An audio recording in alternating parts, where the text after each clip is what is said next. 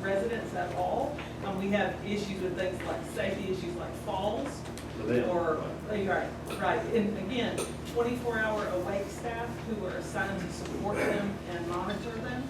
And not monitor in a negative way, but toward assisting them with activities of daily living. One other quick question along those lines, how many caretakers at any given time will be at the home? It depends on the residents of the home, because some people's waivers require one-to-one assistance. So, but there will always be at least one staff person, or, and if an individual who is supported in the home requires one-to-one assistance, there'll be the one who takes care of the home, and then the one who's the one-to-one. Or it could be, I mean, we've had as many as 4 staff, depending on, at a time, depending on the individuals who are in the home and the supports that they need. Okay. Does that answer your question? Yes. Right. All right. Anybody else? Anybody else? Okay, hearing no other questions and no other discussion from the commissioners, I'll entertain a motion to come out. Got a motion from Commissioner Ambrose to come out of the public hearing. Do I have a second? A second from Commissioner Evans. All in favor? All right. We're now back in the general meeting. At this time, I'll got a motion to approve from Commissioner Evans. Do I have a second from Commissioner Ambrose? All in favor? All right. That's been approved. Next item on the public hearing, New Beginning Church. So at this time, Ms. White, you will come up and give your synopsis. New Beginning Church. This is a conditional use in agriculture. New Beginnings would like to retrofit a portion of their building. The fellowship hall, I believe it's referred as.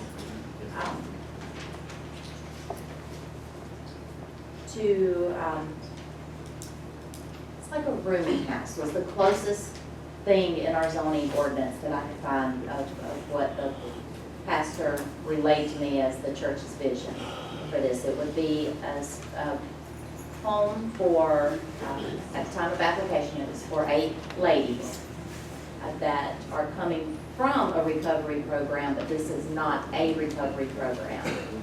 But it would be a home for them until they were able to get back on their feet, find a job, get a car, able to fully support themselves. The P&Z board were split in this decision, so no recommendation from them to this board. Okay. All right, at this time, I've got Pastor Fountain here. Since we've got, huh? Oh, thank you. A motion. Sorry, got a motion to move into the hearing. Got a second from Commissioner Imami. I got it first. All in favor? All right, we're in the public hearing. All right, at this time, Pastor Fountain, if you come and speak for.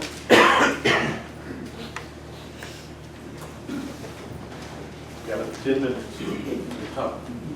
I'm not well known for being short-winded anyway. Well, I heard I'll do you. my best. Just like Miss Bias said here, we're trying to provide an extra hand, an extra step for people who are coming out of a program where they have been rehabilitated spiritually. Now, I know everybody's not spiritual, and forgive me, I'm not trying to push that on you right now, but I am saying this.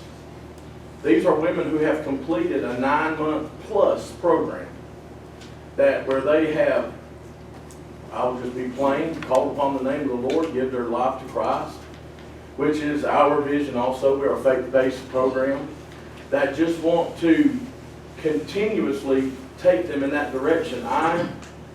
15 years ago, I was in prison for possession of meth with intent to distribute. How many people know meth is killing this society right now?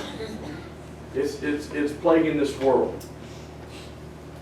And these women have went to this program, they found the Lord found them rather, and they're cleaned up on the inside. This is not a program where a judge is going to sentence women to come to our church. This is when they come out of the Potter's House or the Refuge, which is the only 2 programs we will be accepted from, as we know, because we believe as they believe. They then have the choice. You have 2 choices. Either I can go back to my bad environment. 10% of the women that come out of this program do not have a good environment to go back to. Some of them use with their parents. Some of them have we'll say it so everybody, a baby's daddy that is a drug addict. they're connected somehow to something that's going to draw them back to what they've been taken out of. So it's then their choice. If these women wanted to use drugs again, they could say, man, I'm out of Potter's house, it's time to go back to the streets. But this is not their heart. They are literally saying, I've been fixed on the inside. Now I need to rebuild everything that I broke on the outside. They tore their lives apart. Let me tell you something, and I'm going to address you and everyone here. When I come out of prison, I did not have a license. I did not have a birth certificate. I didn't have a social security card. If it wasn't for the prison system, I probably wouldn't have straight teeth. Let's be honest. We provide them a service up to a point. And then when it's time to say, okay, go and succeed, there's no step on the ladder. It's a go back and do it by yourself. 10% of the girls that come out of this program do not have a place to go. And we want to be the place they go to. Listen, 15 years ago I was in prison. If I didn't have a home to go to, I'd be dead. I'd be willing to say that on good assurance. I'd be dead or back in prison. I promise you that. Because I was hard-headed. You want to know what the world labels me as, even to this day? Ex-convict. They put an X on my life. They're Xing me out. I'm not worth it. Right? I couldn't even vote on y'all. I can't never carry a gun and protect my home. There's certain things that I can't do now because I messed my life up. But I want to tell you what has happened to me. But my Lord Jesus, He called my name on a Friday night and saved my soul. And He changed me from the inside out. And you want to know who didn't put an X on my life? New Beginning. Amen. New Beginning Pentecostal Church. Because I've been in their church a drug dealer, a drug addict. I come out of prison, I couldn't even live in my state of Georgia. I had to go live in Alabama. Thank God I had a good daddy that was willing to go wherever I needed to be.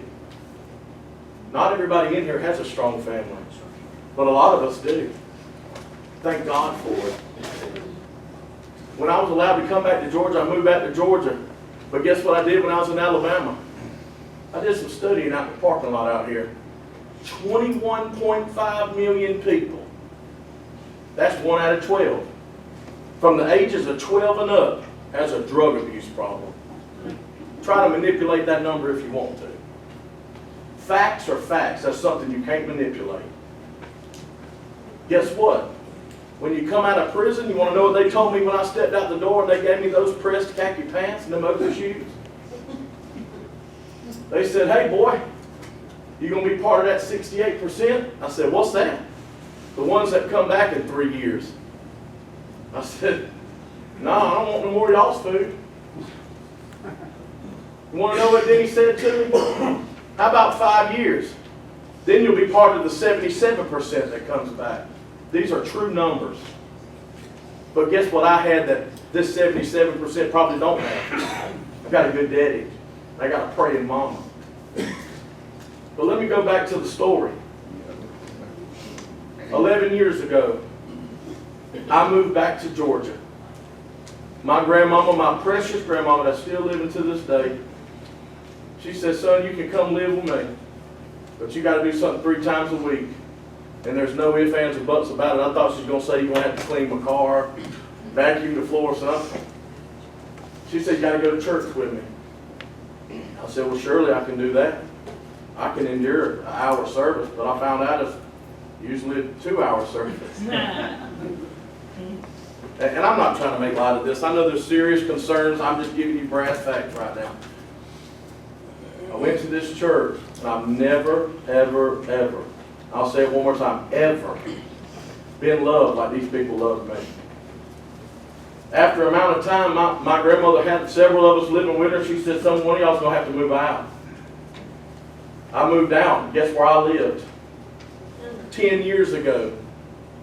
Mark Goolsby, who is now my brother-in-law, wasn't my brother-in-law then, he's the music minister at the church.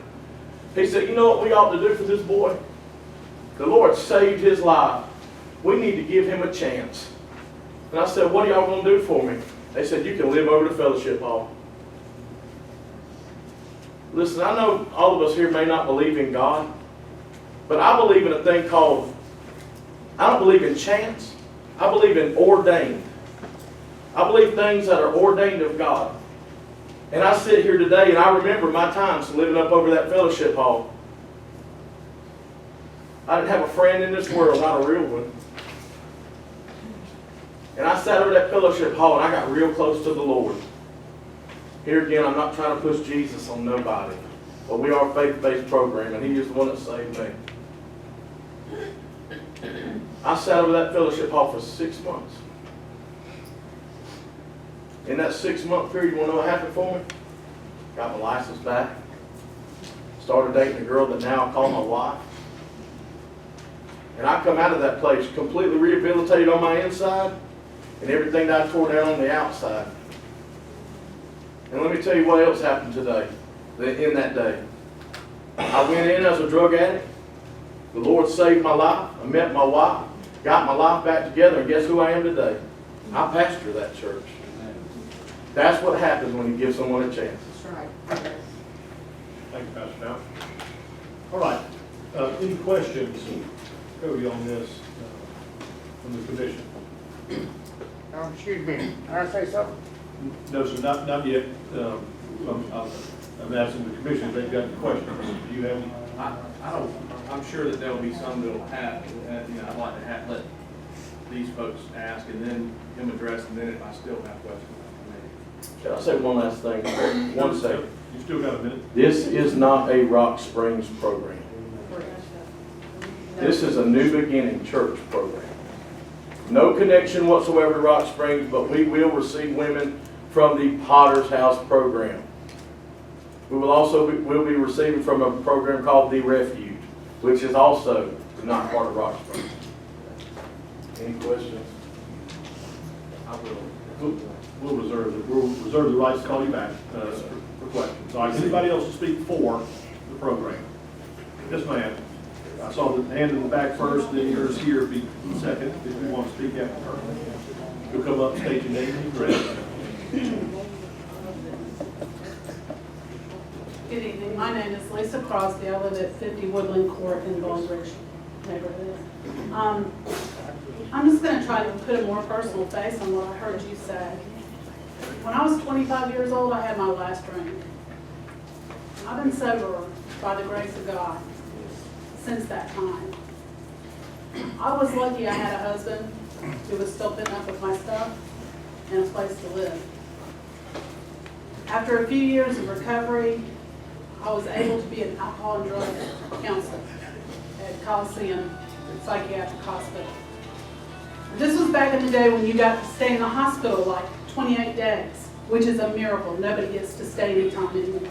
You stay an average of 5 to 7 days at the most to be detoxed. I would graduate people out of that program when we quit having 28 days, and I could still feel them shaking when I graduated them. Some of them went out and they drank again because they were not stable at all. Some of them died. Some of them committed suicide. It was hard to watch. What we have here is, from what I hear him saying, a population of young women, of which I know two in this community already, who could die, who may have difficult situations. I had a husband who later got sober, thank God. And since then, we've had children. I've taught school in this community. I've done a lot of things. I could die. If all it takes is support for these young ladies to continue the walk that they've already started, that's probably been almost a year, clean and sober. They are clear-headed by then, and they are ready to move forward. But many of them cannot go back. Because if they go back, they'll be like my clients years ago, who are putting themselves in a dangerous and deadly situation back in their old playgrounds with their old playmates who are going to knock on their door and say, hey, you want to come? So if this is a safe place and a place where God can touch their hearts and they don't die, I think that this church is doing the right thing. And I'm standing here to tell you, there is no reason I'm standing here right now if it would not have been for a 12-step recovery program. And the people in there that were non-judgmental, people, if you got cancer in your family, guess what? You got addiction in your family too. It touches every single person in this room. Perhaps some of you have people at home right now, sons, daughters, nephews, nieces, I know I do. Most people die from addiction. You've got a chance to do something to further someone's life. I hope you make the right decision. Just make, right here first, can I see your hand too?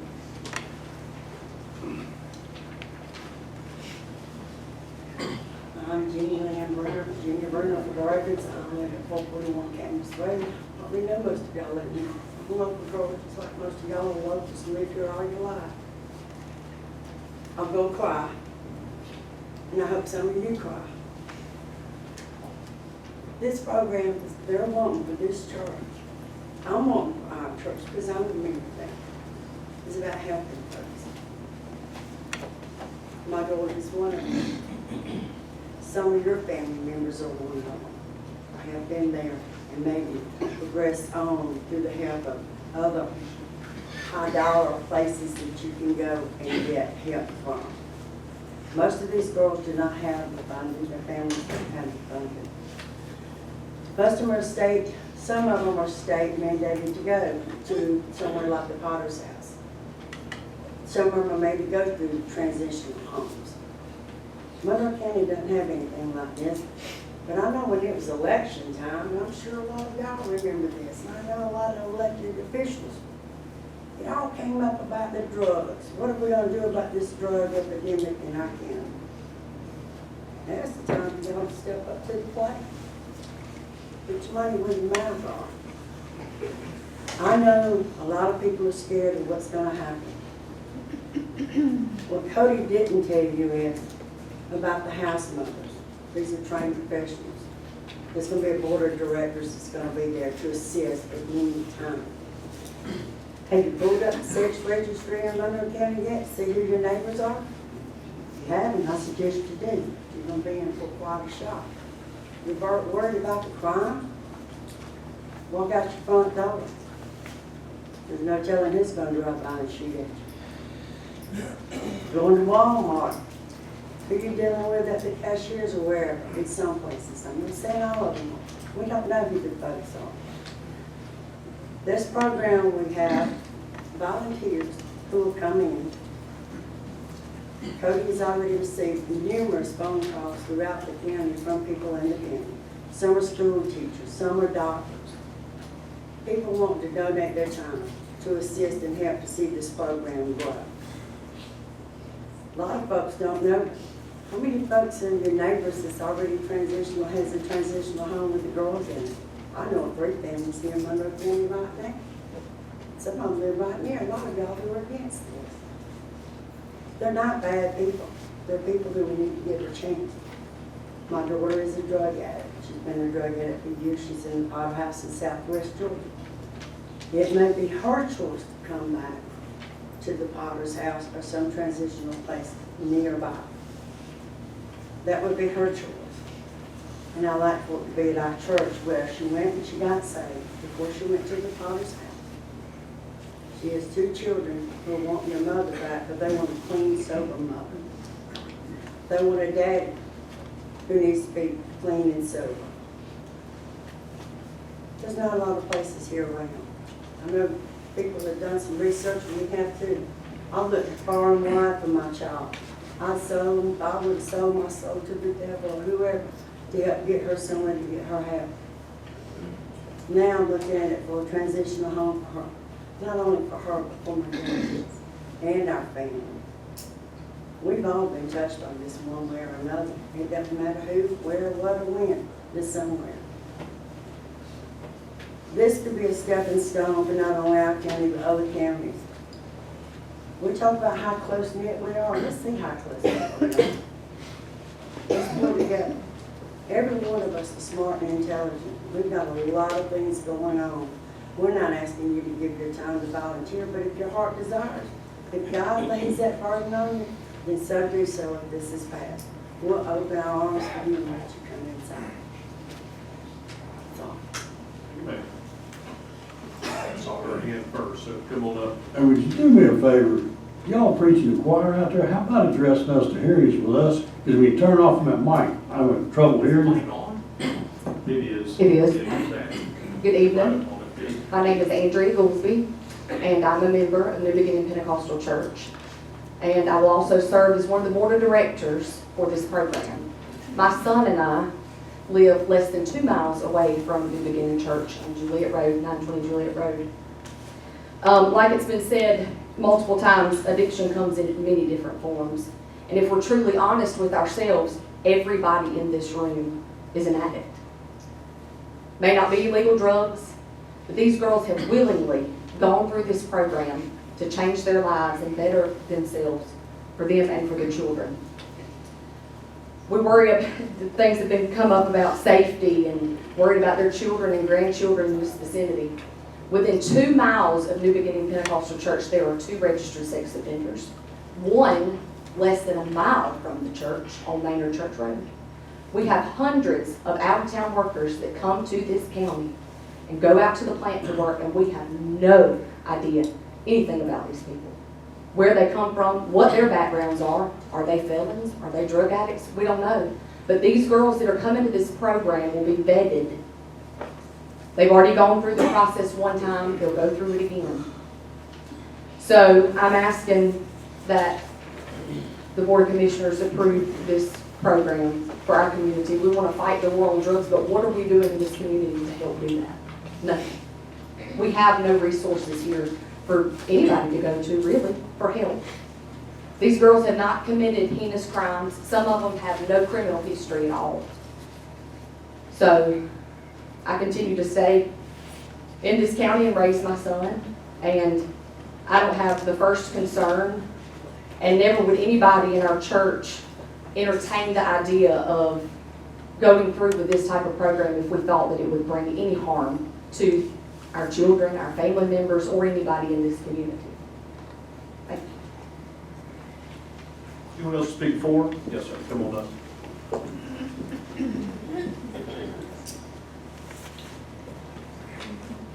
Good evening, ladies and gentlemen, members of the board. Thank you for letting me be here. My name is Scott Davidson, and my wife and I reside at 400 Pecan Circle here in Forsyth. Excuse me if I seem like nervous. I've never done this before. I usually try to stay out of politics. I am not. Like we've heard people that have lived here in Monroe County for a long time. I'm actually the opposite. I am kind of a Monroe County transplant. I married into it, and my wife told me that she wanted to live here, and I had some say in it. But when I got to thinking about it, and what drew me to moving myself out of Bibb County into Monroe County was I had been to Forsyth. I'd worked in Forsyth. I worked at the training center for some years, and I always knew Forsyth to be a family kind of town, a real small family, close-knit Christian values kind of town, and I felt like that's where I wanted to raise my family. So we've been living here for a number of years. We own our home, and the reason why I know that I'm not trying to preach. I'm a preacher, as a matter of fact. I'm an associate pastor at Church of Macon. But we support this program when we heard about it because I just got to ask. I'm not trying to bring this into make it into a church service, but we did open this thing up with a word of prayer. So we are acknowledging that we're asking the presence of God to help us make our decisions here. That's exactly what we said. We pledged allegiance to the flag, and that our nation is under God and undivided. And so I know that there's probably people in the room who are believers and who are not believers. There's people who would call themselves Christians and not, and I'm not here to try to convert anybody. I'm here to speak to the ones who would say that they claim that they call themselves Christian, they carry the banner of Jesus Christ. I don't have to tell those people what the Word of God says. I don't have to remind them that the 2 greatest commandments that we're given is to love God and to love our neighbor. I don't have to remind them that the Word says that anybody is our neighbor. And I don't have to remind them that Jesus himself told Peter, if you love me, feed my sheep. I don't have to remind people who claim the name of Jesus Christ those things. Now, for these women who are coming out of this facility trying to take the next step, some people might think just because they've already messed up life's over for them. I've got a long story I could tell, but I don't have time for it. If I try to tell it in 10 minutes, y'all have to kick me out of here. I too, this Bible that I brought with me tonight, I got it for a graduation gift 20 years ago. This Bible has been with me everywhere I've lived, including mental hospitals, including jail cells, and including when I didn't have a home and I lived in my car. This Bible has been all over the place with me, and everything that I just mentioned about loving my neighbor, feeding my sheep, all that is right in here. I don't have to remind you of that. But the thing that I do want to ask you is, when we look at these women, and some of the people who might think that this is not a good idea may think that, you know, we don't need this because those people have already messed up. I can tell you from my experience, my personal experience, from what you've heard from Pastor Cody, there's no such thing as an unredeemable life. There's nobody that's still taking breath on this planet that God can't pull out of whatever they're in, whether it's drug addiction, whatever it is. And so I'm going to ask you guys, because we have a great opportunity here. When these ladies come out of where they're coming from, they're digging themselves out of the mud. Again, mentioned it's voluntarily, not court ordered. And they start climbing this ladder to try to be successful. Well, if you could imagine, I almost, if I could have got away with it, I'd have brought a ladder in here just so everybody could see it. You have an opportunity today to either add rungs on that ladder or chop them off. And so we stand at the top of the ladder, and we have two choices to make. We can reach down and help these ladies come up, or we can watch them get as high as they can get on their own and fall back down in the mud and then talk about how we knew they couldn't make it all alone. That's all there is to it. But that's the decision that we're making here. At the end of the day, I know we're going to hear arguments about how there's so many other opportunities and other places and this would be better here. But at the end of my day, at the end of my life, the God that I serve is going to ask me one thing. He's not going to ask me about any of the messages that I preach. He's not going to ask me how much money I made, how many homes I owned. He's not going to ask me that. He's going to ask me, what did I do for his kingdom? What did I do for his kids? What did I love the people that he loved? That's what he's going to ask me. And so I think that this is an opportunity for us to show, not just in the way we decorate our town, everything about Forsyth and Monroe County says family, good old homegrown Christian values. And this is an opportunity not just for it to look that way, but for it to actually be that way. I understand there's going to be a lot of questions. There's going to be a lot of doubt. There's going to be a lot of fears. But every person in the Bible that ever did anything great had an opportunity to be afraid, had an opportunity to say no, but they did it anyway. And so that's all I'm going to ask you today. Will you put rungs in the ladder to help these women succeed rather than chop rungs off and make it harder for them? Thank you. Thank you. All right, anybody else to speak for? Four? Wilma, go ahead. Thank you. Goodness, Yes, sir. with this kind of preaching, I'm scared to get up here. I've lived on Maynard Church Road, where this is located, 62 years. I moved there the year I graduated from high school. It was a dirt road, wasn't much going on.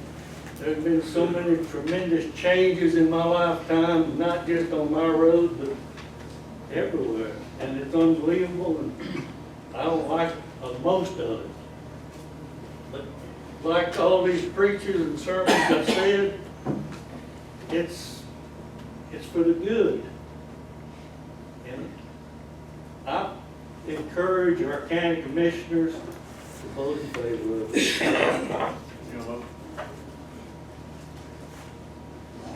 Anybody else? Speak for. All right, at this time, I'll start taking folks that want to speak against. Who would like to speak? If you'll raise your hand if you want to speak. Yes, ma'am. Come on over, Marcia.